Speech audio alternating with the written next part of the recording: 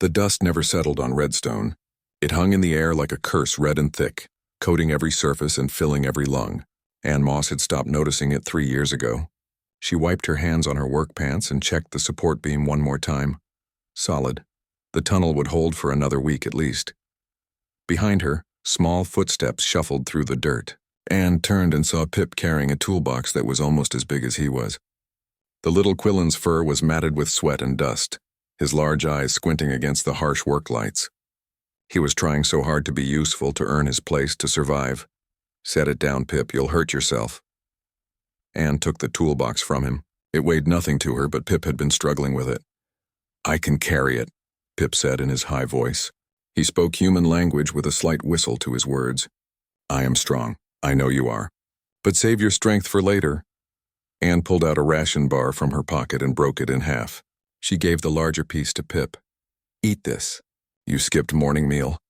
Pip took the food with both paws and nibbled at it carefully, making it last. Ann knew he was still hungry. They were all hungry here. The mining company gave them just enough food to work, never enough to feel full. She watched him eat and felt the familiar anger burn in her chest. Pip was just a child. He should be playing somewhere safe, learning things, growing up slow and happy. Instead, he was here in this hell, working 12-hour shifts in tunnels that could collapse at any moment. 3 months ago, Pip's parents had died in Tunnel 7 when the ceiling came down. 15 workers buried in seconds. The company sent cleaners to remove the bodies and sealed the tunnel. No investigation, no compensation, no memorial, just a lost day of production and a note in some file somewhere. Pip had been alone after that. The other Quillens in the colony avoided him, not out of cruelty but out of fear. Taking in an orphan meant sharing rations, and no one had extra. Ann had found him sleeping in a storage closet, shivering and crying softly so no one would hear. She took him in that night. She did not think about it much. It just seemed like the only thing to do. Since then, Pip slept in her quarters, ate half her food, and followed her through the mines, learning how to check supports and read safety gauges. The other humans thought she was crazy. The aliens thought she was stupid. Ann did not care what anyone thought. "Ann," Pip said quietly. "Overseer Broth is coming." Ann heard the heavy footsteps before she saw him. Broth was a scarn, 8 feet tall and covered in scales that looked like armor plating. He ran the mining operation with simple rules: work hard or get hurt. Sometimes both. Moss. Broth's voice rumbled like rocks grinding together. "Section Chief wants to see you." Ann stood up and faced him. She was not afraid of Broth, which seemed to annoy him. Most workers cowered when he approached. Ann just looked at him with steady eyes and waited. "Your section missed quota yesterday," Broth said. "Third time this month." "We hit a ore vein," Ann replied. "Had to reroute the whole tunnel." "I filed a report." "I do not care about your report. I care about quota." Broth's eyes shifted to Pip, who was trying to hide behind Ann. "Maybe you are distracted. Wasting time on useless things. He is not useless. He helps me work." Broth laughed, a harsh sound without humor. "That little rat? He is dead weight. Eats food, produces nothing. You keep him like a pet." Ann felt her jaw tighten. She kept her voice level. "He lost his parents in your tunnel. Show some respect." "Respect?" Broth took a step closer. "You do not make quota, but you want respect? Let me teach you about respect." He reached past Ann and grabbed Pip by the arm, lifting him off the ground. Pip cried out in pain and fear. Ann moved without thinking, putting herself between them. "Put him down." "Or what, human?" "You will bleed for this creature." Broth's eyes gleamed. "Good. I have been wanting to make an example. Workers are getting lazy. They need to remember what happens when they fail." He threw Pip against the tunnel wall. The small Quillen hit hard and crumpled to the ground, gasping for air. Ann lunged forward, but Broth was faster. His powered gauntlet caught her in the chest and she heard ribs crack. The world spun. She hit the ground and could not get up. Something was wrong inside her. Everything felt cold and far away. Through blurring vision, she saw Broth walking toward Pip. The little Quillen was crying, trying to crawl away. Broth raised his boot. Ann's hand found the emergency beacon on her belt. It was old, from her military days. She had kept it all these years, never thinking she would use it. Her fingers fumbled with the activation switch. The beacon was coded priority military. If it transmitted, someone would hear. Someone would know. She pressed the button. Broth's boot came down, but Pip scrambled aside. The Scarn was playing with him now, herding him into a corner. Pip looked at Anne, saw her broken on the ground, and something in his young face changed. The fear became rage. Mark them all. Pip screamed in his own language. His voice echoed through the tunnel. Mark them all. Mark them all. It was an old Quillen phrase from before they reached the stars. When predators attacked the pack, the cubs would identify every enemy so the survivors would know who to hunt. It meant remember these faces, remember what they did, and never forgive. Anne tried to speak, to tell Pip to run, to hide, to survive. But her lungs would not work anymore. The cold was spreading. She could hear the beacon transmitting its silent scream into space, carrying her ID code and location. Maybe someone would hear it. Maybe someone would come. Maybe they would be too late. She thought about Earth, about green hills and clean air. She thought about the life she left behind to come to this red, dusty hell. She thought about Pip and hoped he would be okay. The darkness came soft and quiet. Her last thought was a simple one. She had done her best. She hoped it was enough. Pip knelt beside her body, his small paws touching her face. He was still crying, still repeating those 3 words over and over. Mark them all. Mark them all. Mark them all. Broth stood over them both, his expression unreadable. Around them, other workers had stopped digging. They watched in silence as the little Quillen mourned the human who had protected him.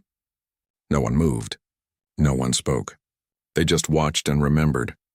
In the cold silence of space, 47 light-years away, a computer registered an emergency signal. Priority military code. Location, Redstone mining colony. Status active. The message had been received. Admiral Ruth Hayes was reading reports when the alert came through. Red priority. Military beacon. Ancient code from the colony wars. The kind soldiers carried when they expected to die far from home. She set down her tablet and opened the file. Name, Ann Moss. Rank, former sergeant. Earth Defense Force. Status, discharged honorably. 2839. Current location, Redstone mining colony. Frontier Zone 7. Beacon status, active. Audio attached. Ruth played the audio file. 47 seconds of horror. She heard the impact, heard bones breaking, heard labored breathing. Then a child screaming in a language she did not recognize. 3 words repeated over and over with desperate fury.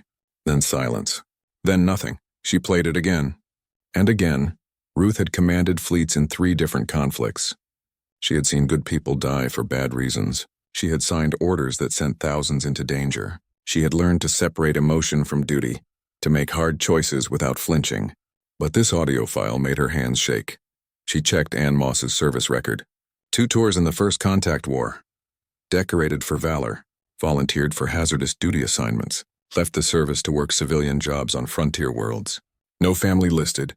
No emergency contacts. Just a note in her file. Reliable under fire. Would serve with her again. Ruth called an emergency meeting. 20 minutes later, 6 officers sat around the conference table. Ruth played the audio without introduction. She watched their faces change as they listened. Anger, disgust, helplessness. Where is Redstone? Ruth asked. Captain David Wu pulled up a star chart. Frontier Zone 7. Technically inside Galactic Assembly space, but barely. It is a mining colony. Mostly private operation. Company called Red Horizon Holdings. They extract rare elements for the assembly market. How many humans on site? Records show 43 registered workers. Could be more unregistered. David frowned at his screen. Labor laws in that zone are practically non-existent. The assembly considers it an internal company matter. So legally we cannot touch it, Ruth said. Legally, no. David looked at her directly. But Ann Moss was one of ours. She carried a military beacon. That means something. It means she expected to die and wanted us to know about it, said Lieutenant Greg Foster. He was young, still believed the rules mattered. We cannot just invade assembly space because a civilian got killed. There are protocols. Diplomatic channels? Diplomatic channels take months, David said. By then everyone on that colony will be scattered. Evidence will disappear. Justice will never happen. Ruth listened to them argue. She had already made her decision, but she wanted to hear their reasoning. Good officers needed to think through problems, not just follow orders blindly. Dr. Tanaka, Ruth said, turning to the xenolinguist. What is the child saying? Yuki Tanaka was a small woman with sharp eyes. She'd been listening to the audio on a loop, making notes. The language is Quillen. The phrase translates roughly as "mark them all." It is an old hunting term. When predators attack a Quillen pack, the cubs identify every enemy. The phrase means, "These are the ones who hurt us, remember their faces, hunt them down." A child said that? Greg looked sick. A traumatized child watching someone die, Yuki said quietly. Someone who protected him. The phrase is both a plea and a command. He is asking whoever hears this to seek justice. Ruth stood up. Here is the situation. Ann Moss was an Earth citizen. She was killed by a foreign entity. That makes it our business. She activated a military beacon, which means she expected us to respond. The question is, what kind of response? We could file a formal complaint with the Assembly, Greg suggested. Demand an investigation. They will ignore it, David said. Or they will investigate and find nothing wrong. Company will claim she violated safety protocols. End of story. Ruth walked to the window. Earth hung below, blue and green and perfect. 43 humans were out there on Redstone, working in conditions that would be illegal on Earth. More humans on other colonies, other mines, other corporate operations that treated them like disposable equipment. How long would it take to reach Redstone? Ruth asked. David checked his calculations. My ship Valiant could make it in 6 days using stealth approach. They would not see us coming. And what would you do when you got there? Extract our people. All of them. Anyone who wants to leave, we take them. That is an act of war, Greg said.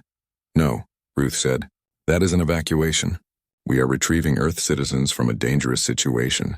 If anyone tries to stop us, then it becomes a hostile action against Earth personnel. She turned to face them all. Here is my order. Valiant will proceed to Redstone under stealth. You will locate and extract all human workers who wish to leave. You will also locate the child from the audio file. Ann Moss died protecting him. That makes him our responsibility now. Admiral, Greg said carefully, even if we succeed, the political fallout will be severe.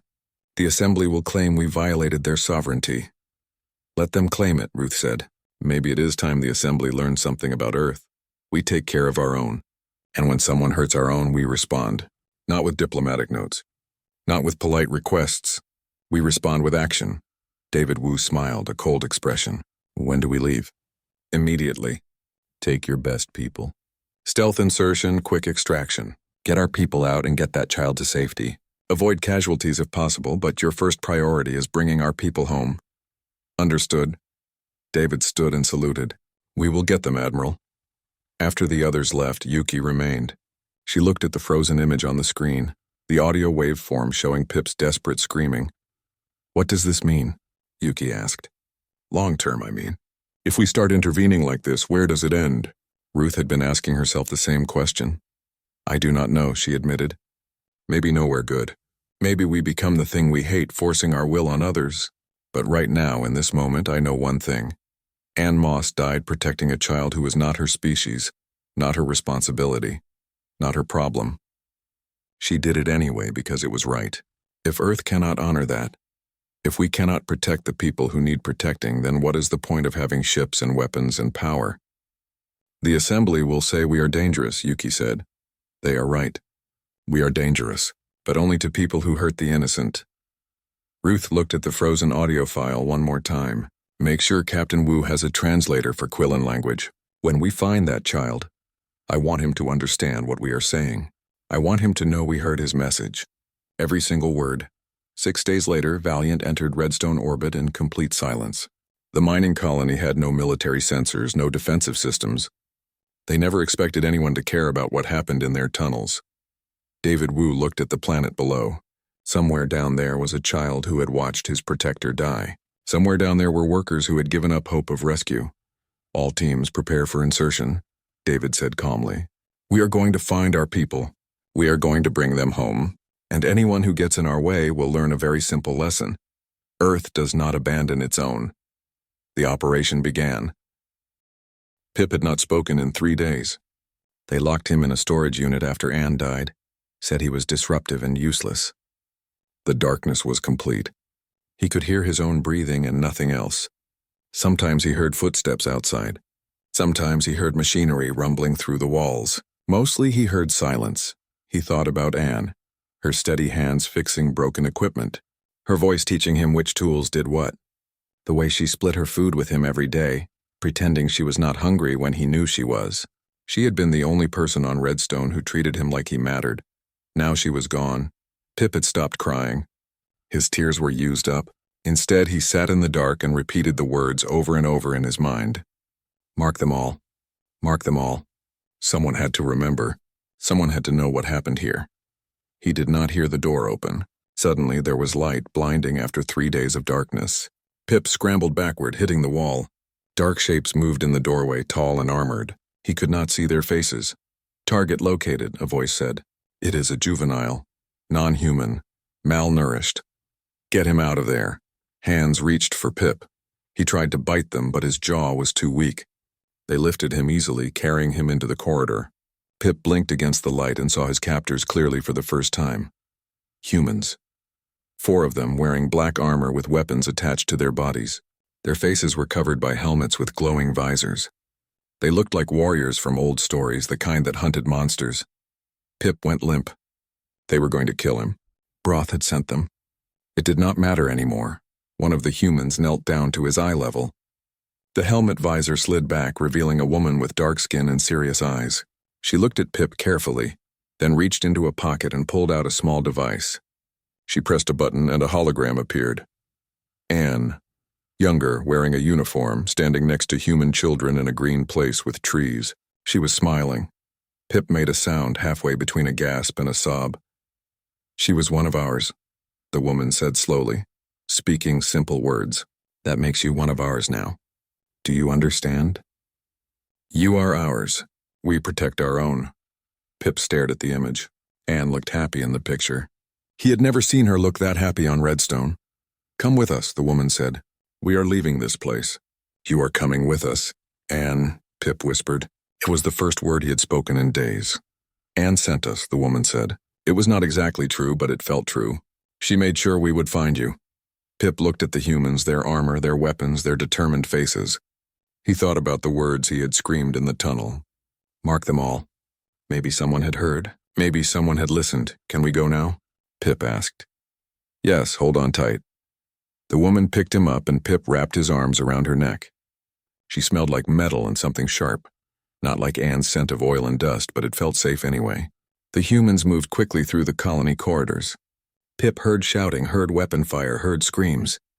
But the humans around him never slowed down. They reached the main worker barracks. Hundreds of beings of different species were huddled together, looking frightened. More humans in black armor stood guard. One of them was talking loudly in multiple languages. Earth is evacuating all workers who want to leave. No cost, no contracts. Free passage to safe stations. You have 10 minutes to decide. The workers looked at each other in confusion. Free passage? No one gave workers free passage. It had to be a trick. This is not a joke, the human continued. Earth protects its own, and right now that means anyone who was trapped here. Get your things. We leave now. A human worker stepped forward, an older man with gray hair. What about broth? What about the guards? The armored human smiled coldly. Broth is being handled. The guards are being given a choice, stand down or be removed. Most are standing down. Slowly, carefully, workers began gathering their few possessions. Some cried. Some laughed. Some just stood there in shock. Pip watched them from the safety of his human carrier's arms. It felt like watching a dream. Commander, a voice crackled through the helmet radio. Guard Captain Rel is requesting to speak with you. Put him through. A new voice came through. Human forces, this is Captain Rel. We are outnumbered and outgunned. I am ordering my guards to stand down, but I need assurance you will not harm them. They were following orders. The woman carrying Pip spoke into her radio. Captain Rel, this is Strike Team Leader. Your guards will not be harmed unless they resist. We are evacuating workers, not starting a massacre. Tell your people to drop their weapons and stay in the barracks. This will be over in 1 hour. Understood. And the overseer? Broth is coming with us. He will face trial on Earth for murder. There was a long pause. Good. That creature killed 17 workers in my time here. I have been waiting for someone to stop him. Today is that day.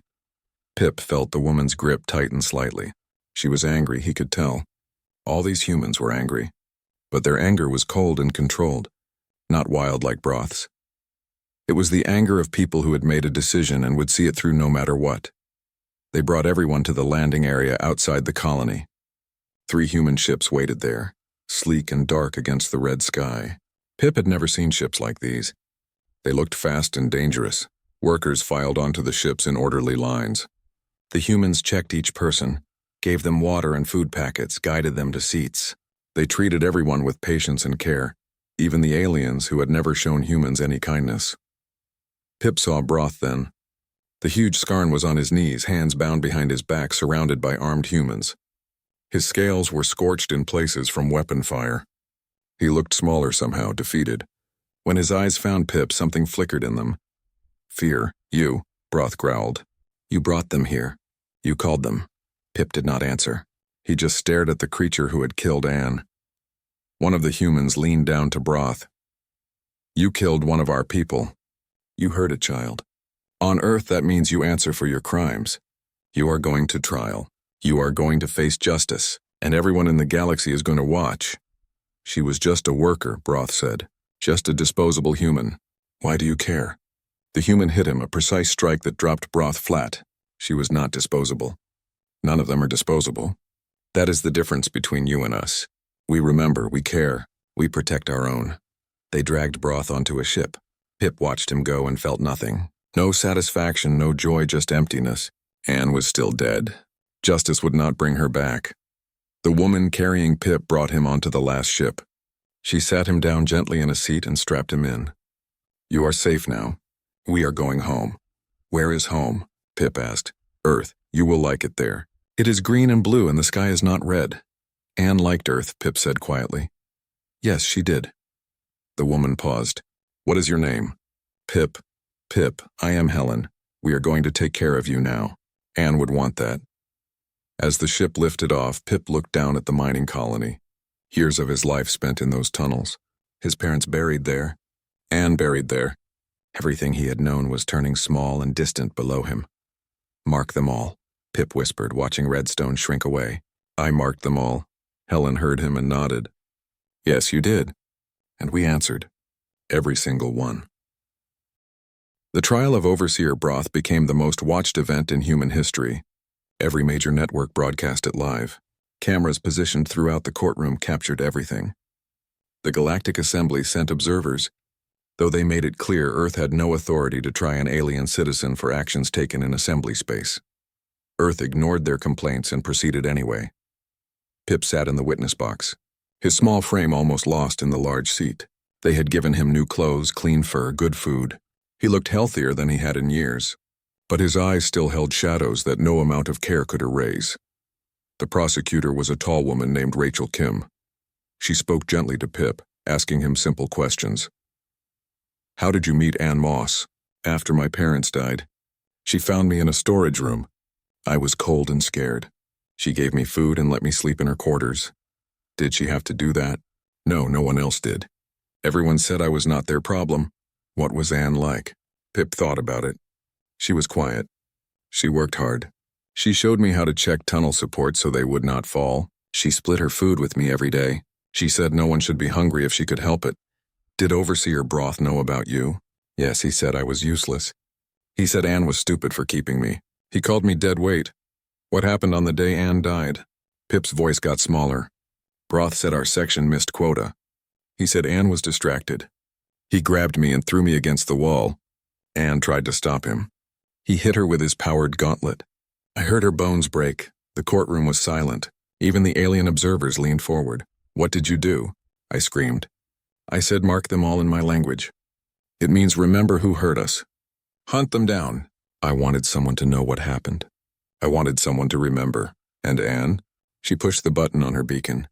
Then she stopped moving. She died protecting me. Rachel Kim let that statement hang in the air for a long moment. Then she turned to the judge. No further questions. Broth's defense lawyer stood.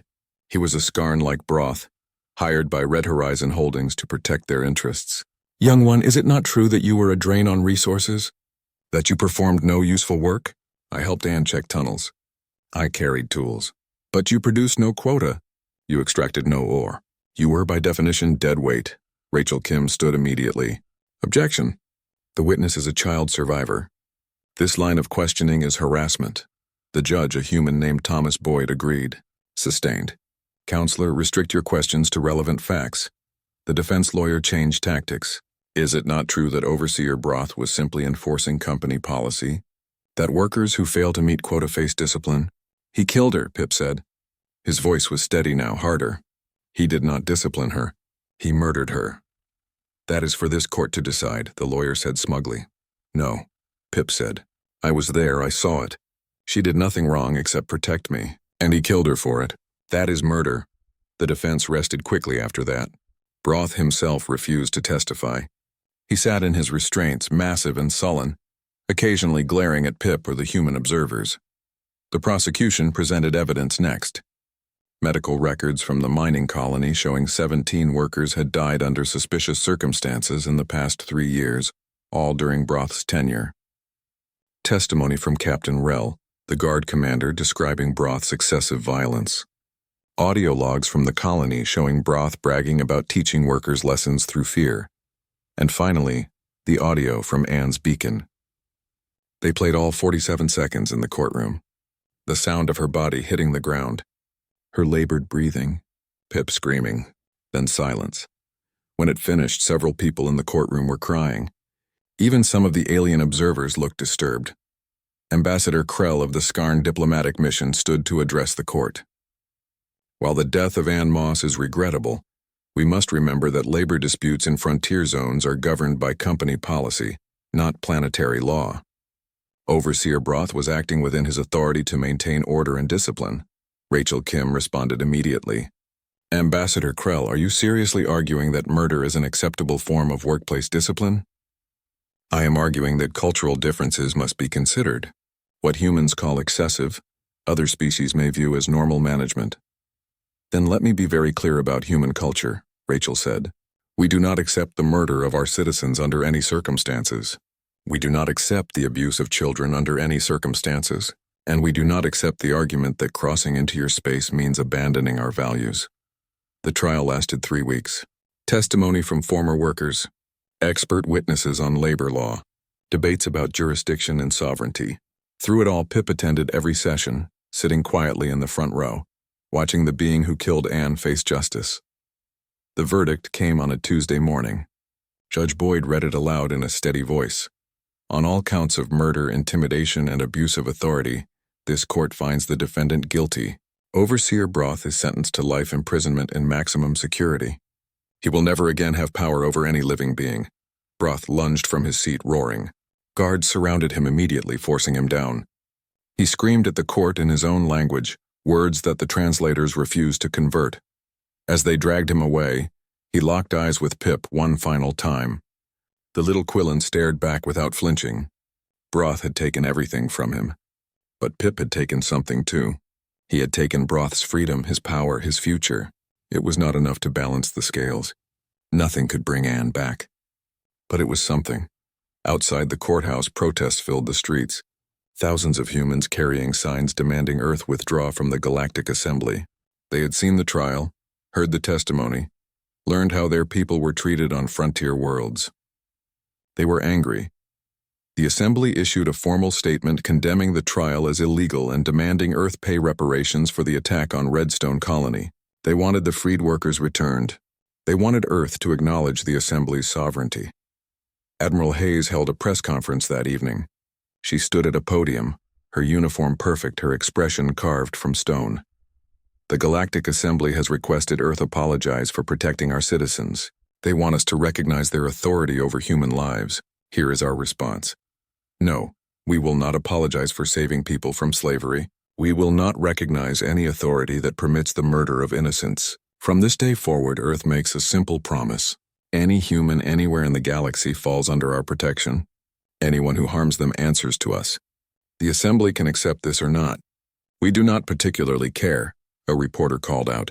Admiral, are you saying Earth will intervene militarily anywhere a human is harmed? I am saying we will protect our own.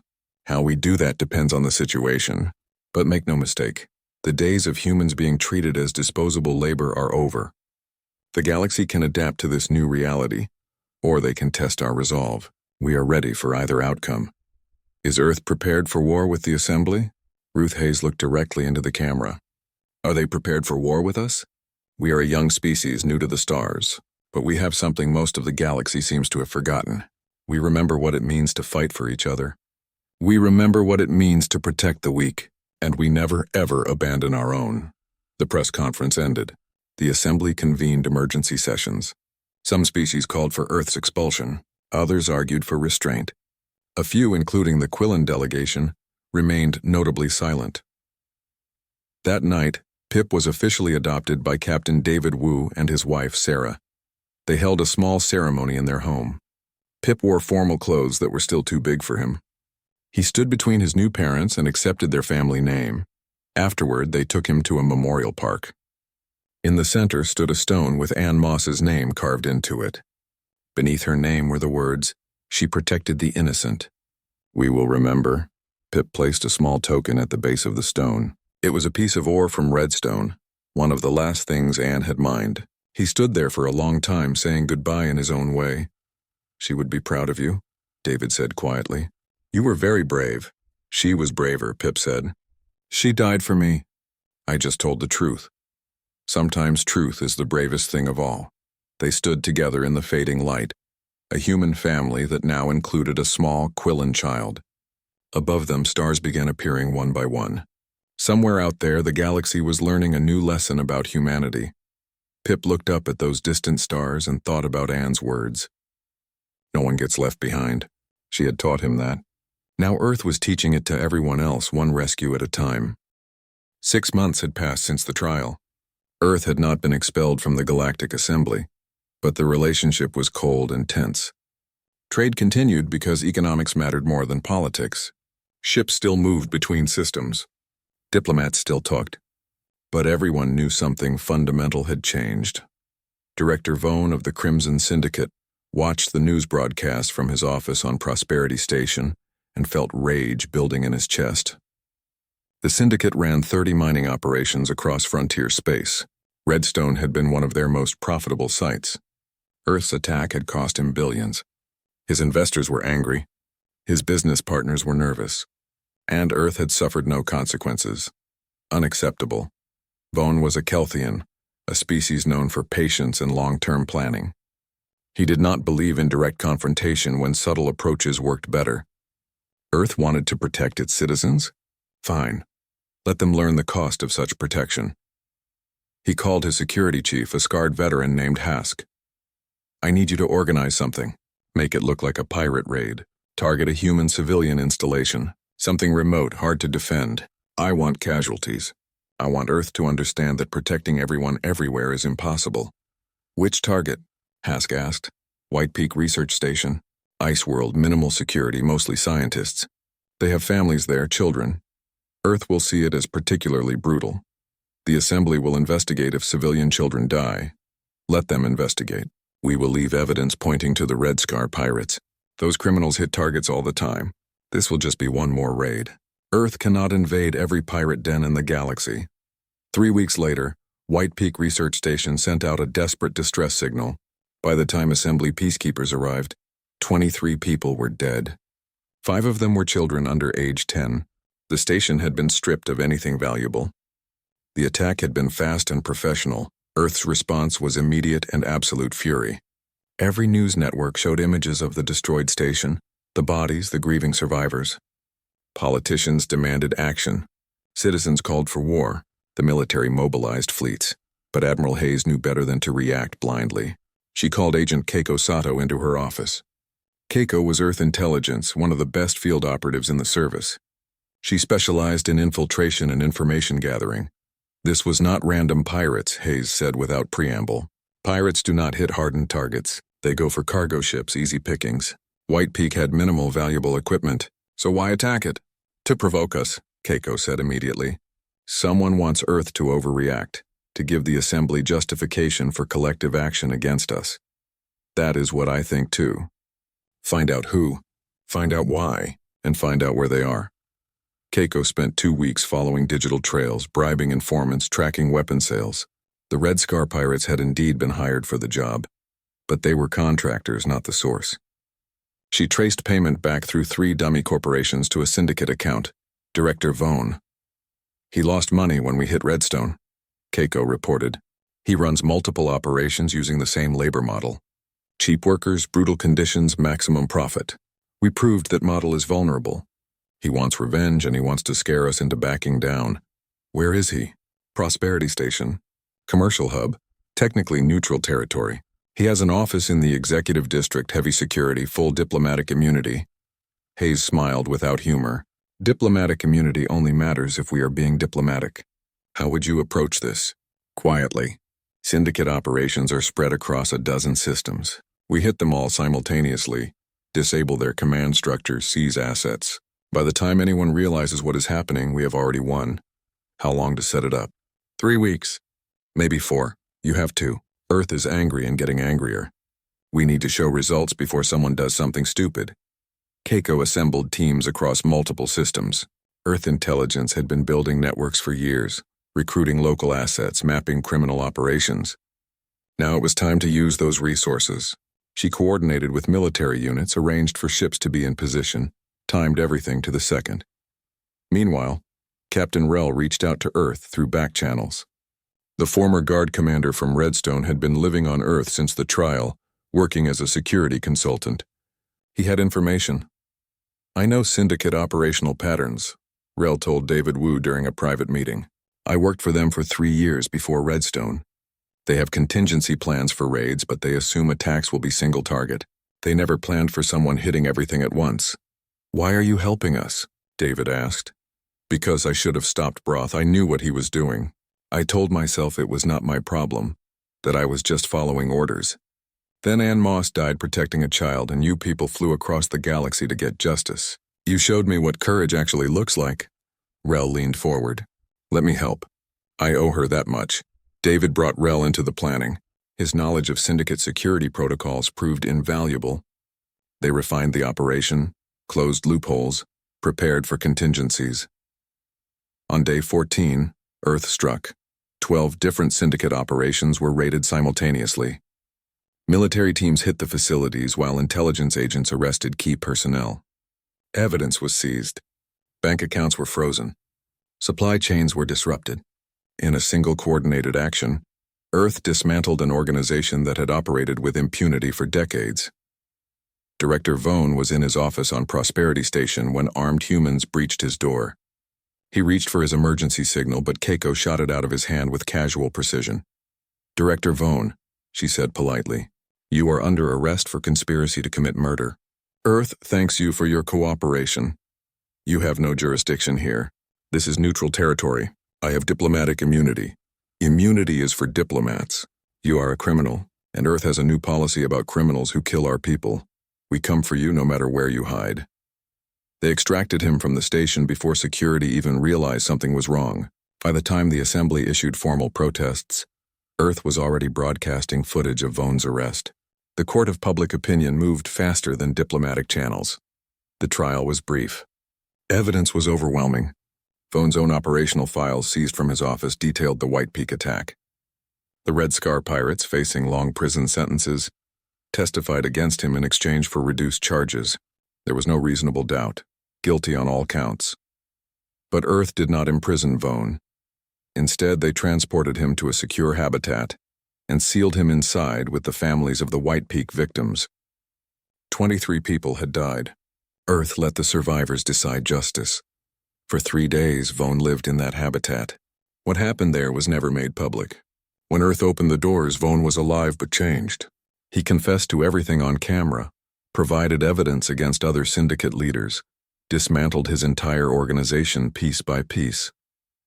The survivors never spoke about those 3 days. They did not need to.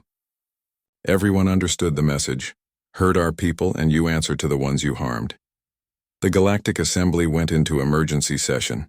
High Arbiter Quan demanded Earth be expelled immediately. This rogue state has violated sovereignty, ignored diplomatic protocols, and executed vigilante justice. They cannot be trusted as members of civilized space. Admiral Hayes appeared before the Assembly via hologram. Her response was broadcast across every system. High Arbiter, you call us vigilantes. You call us rogues. But where were you when Ann Moss died? Where were you when children were slaughtered at White Peak? Earth spent 20 years trying to work within your system. We filed complaints. We followed protocols. And our people kept dying while you debated procedure. So yes, we changed our approach. We protect our own. We hunt down those who harm innocents. And we do not apologize for that. If the Assembly wants to expel us, do it. But understand this. Earth will continue protecting our citizens with or without your approval. The only question is whether you want us working with you or around you. The vote to expel Earth failed. 12 species abstained. 3 voted in favor of Earth's position. The Quillen delegation proposed something unexpected. The Moss Accord, a new law mandating strict labor protections and investigation of worker deaths across assembly space. It was named for Pip, now living full-time on Earth, watched the assembly vote with his adoptive parents. When the Moss Accord passed by a narrow margin, he felt something break inside his chest. Not breaking like damage. Breaking like ice melting. Like pressure releasing. She changed everything, Pip said quietly. David Wu put a hand on his shoulder. You both did. She showed them courage. You showed them truth. Together, you showed the galaxy that some things are worth fighting for. Pip looked at Anne's memorial, her picture on the wall of their home. She was smiling in the photo, surrounded by green trees under a blue sky. That version of Anne had been happy. She deserved to be remembered that way. Mark them all, Pip whispered, repeating the words that had started everything. We marked them all, Anne. We made them see. 10 years had passed since Anne Moss died in a tunnel on Redstone. The galaxy had changed in ways no one could have predicted. The Moss Accord was law now, enforced across 14 of the 18 assembly species. Labor deaths on frontier worlds had dropped by 73%. Workers had rights. Children were protected. Companies that violated the rules faced severe penalties. But the price of change had been tension. Earth remained in the assembly, but many species still viewed humans as dangerous and unpredictable. The phrase, mark them all, had entered common usage across multiple languages, meaning both a warning and a promise. Harm innocents and face consequences. Pip was 24 now, by human reckoning. He worked as a cultural liaison between Earth and the Quillen homeworlds. He had grown into a thoughtful adult, quick to smile but with eyes that still carried shadows. He wore a small medallion around his neck, Anne's Star of Valor that had been gifted to him by her military unit. He never took it off. He was on Earth when the news broke about the plague on Torven Prime. The Torven were a proud species with a long history. They had never been friendly with humans, viewing them as overly emotional and too quick to interfere in other species' business. When a viral plague swept through their southern colonies, killing thousands, the Torven government issued a statement. They would handle the crisis internally. Outside help was not welcome, especially not from Earth. Pip watched the casualty numbers climb. 5,000 dead, 10,000, 20,000. Medical experts said the death toll could reach 1 million if the plague was not contained. And among the dead were hundreds of children. He thought about Anne, about how she had not hesitated to protect him, even knowing it would cost her everything. He thought about those Torven children, dying while their government refused help out of pride. Pip made a decision. He went on public broadcast without authorization, speaking directly to the camera in his own voice. My name is Pip. 10 years ago, a human named Anne Moss died protecting me. She was not my species. I was not her responsibility. But she protected me anyway because it was right. Now I see children dying on Torven Prime. I see a government choosing pride over lives. So I am asking Earth directly, please help them. They are not your species. They are not your responsibility. But help them anyway, because that is what Anne taught me. That is what humans do. You protect cubs even when they are not your own. The broadcast went viral. Within hours, every human network was replaying it. Politicians felt enormous pressure. Citizens demanded action. But Admiral Hayes, now retired but still influential, urged caution. The Torven have made their position clear, she said during a private meeting with current military leadership.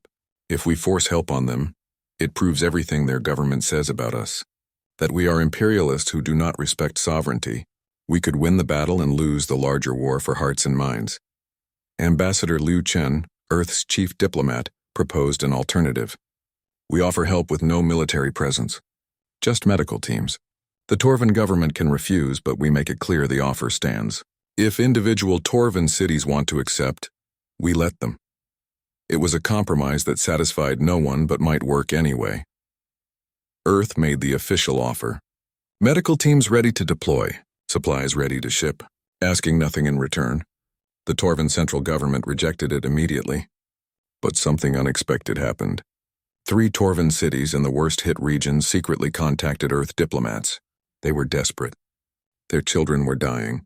Pride did not matter anymore. Earth sent small medical teams to those cities undercover. They worked in local hospitals alongside Torven doctors, sharing knowledge, providing equipment, treating patients. The plague began to recede in those areas. Death rates dropped. When the Torven central government discovered what was happening, they threatened to arrest the human medical teams for violating territorial sovereignty. Admiral David Wu, now commanding Earth's defense fleet, positioned ships at the edge of Torven space. His message was simple. We are here to evacuate our people if needed. We will not fire unless fired upon, but if you arrest doctors saving children, the galaxy will see what you value more, pride or lives. It was a standoff. Torven warships faced human warships across an invisible line, both sides armed, both sides ready, but neither side wanting to be the one who started shooting. Young Arbiter Senna, who had replaced the old hardliners on the Assembly Council, intervened personally. She traveled to Torven Prime and negotiated a compromise. The human medical teams would remain, but they would operate under Assembly observation, not Earth authority alone. Torven's sovereignty would be respected. Lives would be saved. The agreement held. Over the next 3 months, the plague was contained. Casualty numbers stabilized and then dropped. The final death toll was 48,000, a tragedy but far less than projected. Among the saved were 7,000 children who would have died without intervention. When it was over, something remarkable happened. The Torven ambassador requested a private meeting with Earth representatives. He came to Geneva personally, something no Torven official had done in 20 years. The meeting was held in a small room. No cameras, no press. The ambassador laid a small token on the table. It was carved from Torven bluestone, shaped like a child's hand. In our culture, this represents a debt that cannot be repaid. You saved our children when we were too proud to ask for help. You showed us that strength is not refusing aid. Strength is accepting help when it is needed. Ambassador Liu accepted the token with both hands, a sign of respect. We did what Ann Moss taught us. Protect those who need protection. No matter who they are. Who was Ann Moss? A woman who died protecting a child that was not her species. She showed humanity what it means to be family. And family means anyone who needs us. The Torven ambassador was quiet for a long moment. We have feared Earth for 10 years. We saw your military actions, your interventions, your refusal to follow assembly protocols. We thought you were conquerors hiding behind noble words. But now I understand. You are not conquerors. You are defenders. And there is a difference. 6 months later, the Galactic Assembly held a historic vote. Earth was granted a permanent seat on the Security Council, recognizing humanity's unique role in protecting vulnerable populations. The vote was not unanimous, but it passed by a comfortable margin. High Arbiter Senna gave a speech that was broadcast across every system. For 10 years, we have debated Earth's place in this assembly. Some called them rogues, some called them saviors. The truth is more complex. Humans possess a trait that most species have lost or never had. They expand their definition of family to include anyone in need. They do not fight for territory or resources. They fight for those who cannot fight for themselves. This makes them dangerous, yes, but it also makes them necessary. In a galaxy where the strong often exploit the weak, Earth reminds us that protection is not weakness. Compassion is not foolishness. And some debts can never be fully repaid, only honored. Pip watched the speech from his home on Earth, sitting between David and Sarah Wu. His own children, 2 small Quillans adopted from colony worlds, played nearby. He had built a life here, a family, a purpose, but he never forgot where he came from or who had saved him. That evening, Pip took his children to Anne's memorial. It was larger now, a proper monument in the center of a park. Her name was carved in letters 3 feet tall. Beneath it were the words, "She protected the innocent." We remember. Hundreds of names were listed below hers. People who had died in frontier mines, in pirate attacks, in disasters that should have been prevented. Each name was a person someone loved. Each name was a reminder of why Earth had changed the galaxy. Pip's oldest child, a young female named Ara, looked up at the monument. Who was Anne? She was the best person I ever knew, Pip said. She taught me something important. What did she teach you? Pip touched the medallion at his neck, Anne's medal that he wore every day. She taught me that family is not about species or blood. Family is about who you choose to protect, who you choose to love. She chose me when no one else would. And because she did, everything changed. Because of her, we are safe, Era said. Because of her, many people are safe. She showed Earth what courage looks like, and Earth showed the galaxy what it means to protect your own. They stood together in the fading light, a mixed family under Earth's blue sky. Above them, stars began appearing one by one. Somewhere out there, the galaxy was slowly learning the lesson Anne Moss had died teaching. Some bonds transcend species. Some debts can never be repaid, only honored. And some people change everything simply by refusing to look away when someone needs help. Pip thought about the words he had screamed in that tunnel 10 years ago, the words that had started everything. Mark them all. At the time, it had been a cry of rage and pain, a demand for justice. Now it meant something different. It meant remember them. Remember the ones who sacrificed. Remember the ones who were saved. Remember that every life matters regardless of species or origin. No one gets left behind, Pip said quietly, repeating Anne's words in her language. Ara looked at him curiously. What does that mean?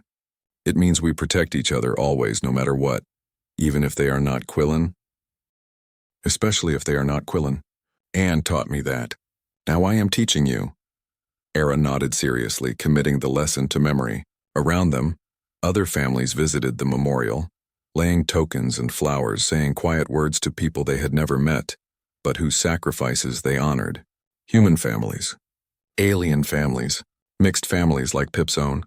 They were all there because of one woman who had refused to look away when a child needed help. One woman who had shown the galaxy what courage actually meant. One woman whose final act had been to press a button and say without words, someone needs to know.